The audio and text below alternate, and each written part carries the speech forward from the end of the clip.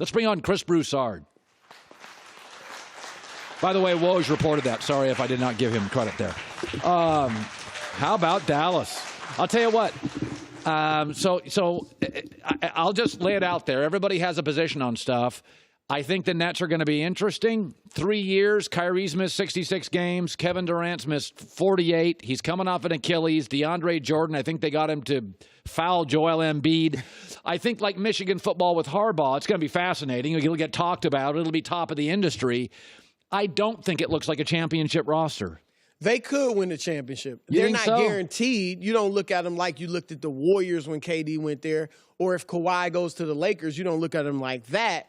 But could they potentially win the title? No question. I mean, you got a great point guard in Kyrie. You got arguably the greatest player in the world coming back in, a year from now. That's what's so disheartening, is that we're not going to see Durant for another year. So that does, like, next year they'll be a mid-level playoff team in the East. Maybe they can win a round in the playoffs, but put Durant in there. They've got the role players. They got a great backcourt with Kyrie, Dinwiddie, Spencer Dinwiddie, Karis LeVert. Jared Allen is a rim protector, athletic, and then DeAndre Jordan, like Joe Harris can shoot. They got some stuff. They're going to be nice. I don't know why you down on them. I'm saying they're a playoff team. I think playoff team. I think they're a contender when they get KD. For the they're finals. Not a contender. When they get KD, they're not a contender. I'm going to wait to see Kyrie for a year running the show and then have to hand over the show to Kevin Durant. I'm glad you mentioned that, because everybody's wondering why not the Knicks. Okay, I really do believe all the talk all season long that KD was heading to the Knicks. I think it was legit. I think that really was going to happen. I think the injury changed everything. Like, I was talking to someone today, and I asked them, what if KD didn't get injured? What do they think would have happened? This was a plugged-in person. They said they think KD would have been able to convince Kyrie, and they would have went to the Knicks. Because the Knicks were on Kyrie or KD and Kawhi Leonard. That was their plan. Those are the two guys who will max. By themselves, they would max those two. And then they would max a Kemba, a Kyrie, a Jimmy Butler, whoever, with one of those two. Once KD got hurt, and now you're looking at the prospect of, okay, we got a whole year with just Kyrie as the leader in our locker room.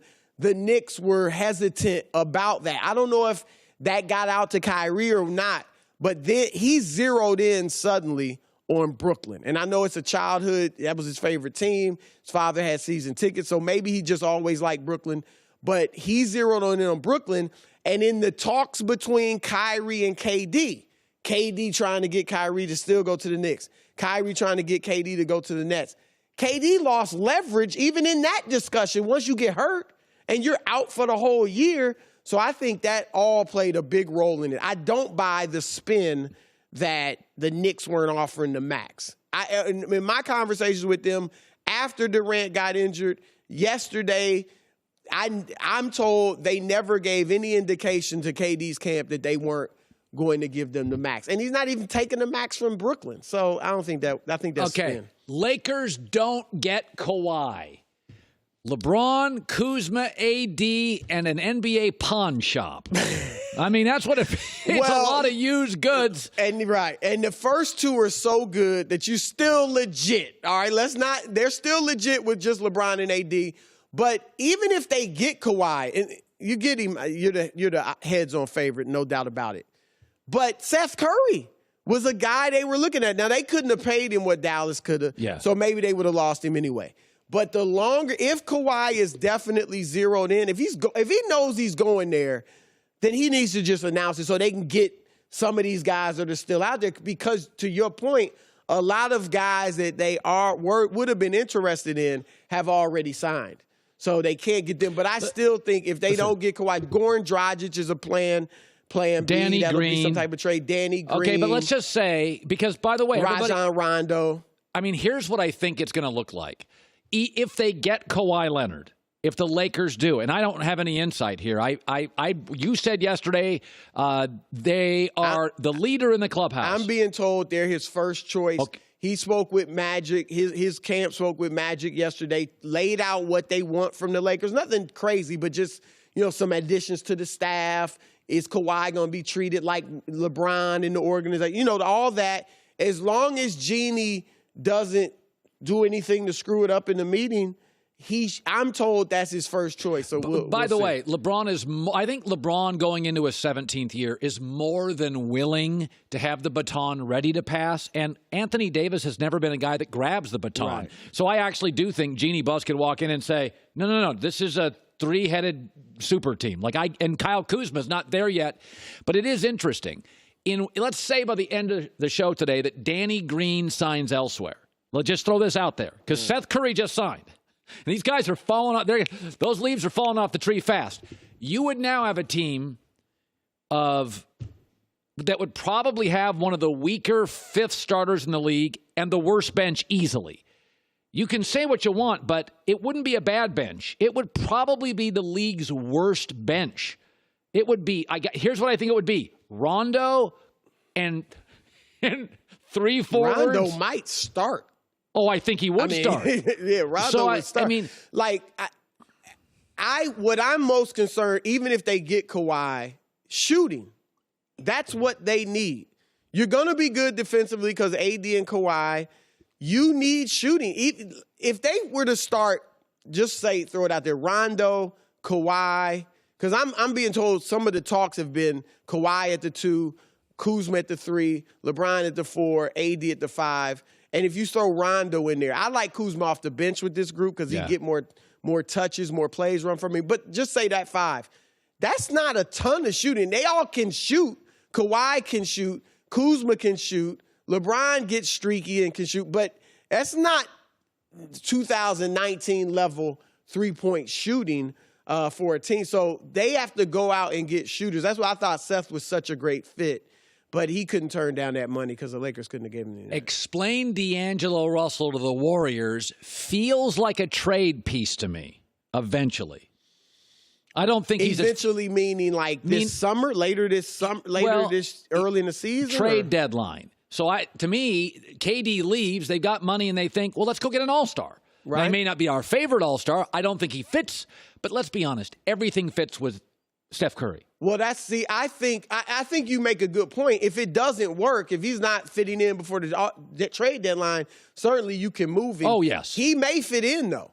He'll be there. Obviously, Clay will miss the first half of the season. So I think Steph and D'Angelo, I agree with you. I think in that offense, D'Angelo will be fine. Yes. And I think once Clay gets back, you put Clay at the 3. And you still start D'Angelo. So I think that was a good move. If you're going to lose KD, it's a good move whether you end up keeping him or whether later in the year you end up trading him. We know this team drafts well. They just had 3 draft picks. Let's say one of them, the kid from Villanova, becomes like the 7th, 8th guy. Right. So you're going to tell me if Klay Thompson comes back late February, 8 weeks to prepare for the playoffs. I go into the playoffs in the West with Steph Curry, Klay Thompson, D'Angelo Russell, Draymond Green, Sean Livingston, best system, great coach, Quinn Cook. That's Alfonso McKinney, Jordan Bell. They were 35-8 without KD. You can't tell me that team can't get to the Western Conference Finals. Really? I can tell you that team can't get to the Western Conference. You don't think so? They swept Portland. As big a fan as I am of Steph and Clay, with the little roster you just spat out didn't impress me that much. D'Angelo Russell, Clay, Draymond, Where's Steph. the size? You need some size. Jordan Bell and the kid they drafted Looney, they got to find a way if they can keep Looney. I don't think they can. The numbers don't make any sense. It's going to be tough. Look, I am not one that thinks the Warriors dynasty is necessary. As a dynasty, it's over. But do I think they can win a championship still down the road? Yes. Not this year coming up. But I do think once, 2 years from now, when Clay is fully healthy, I think they will be right back in the hunt and will be able to win a championship. However, if Kawhi goes to the Lakers, there's no way I see that team you just mentioned beating the Lakers. No way. Now, can they play with Portland? I think Portland is in for a step back. I think when you look at the Western Conference, who of those 8 playoff teams this year is falling out? Portland's not as good. I could see I think Portland and San Antonio are the 2 teams I point to most as far as falling out of maybe the Clippers, but the Lakers are jumping in. Utah got better. Like a good team Pelicans is going to fall. I don't know if they can make the playoffs next year, but they're looking good. They're pretty interesting. I would have loved to have seen Al Horford there. I like Horford with Philly. I think Philly got better. I will say, I don't want to do all West Coast. Philly's interesting because Philadelphia loves bigs. So J.J. Redick gone, shooter. Butler gone, shooter.